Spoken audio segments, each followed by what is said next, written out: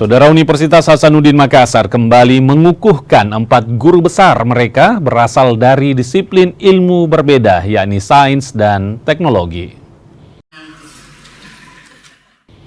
4 guru besar yang dikukuhkan oleh Senat Universitas Hasanuddin masing-masing, Tasrifin Tahara dari Fakultas Ilmu Sosial dan Ilmu Politik, Muhammad Iqbal Jawad dari Fakultas Ilmu Kelautan dan Perikanan, serta Muhammad Akbar dan Habibah S. Muhyiddin dari Fakultas Kedokteran.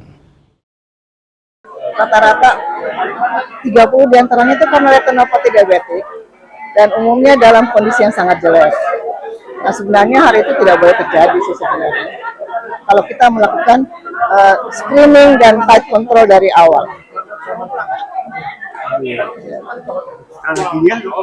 Strateginya apa?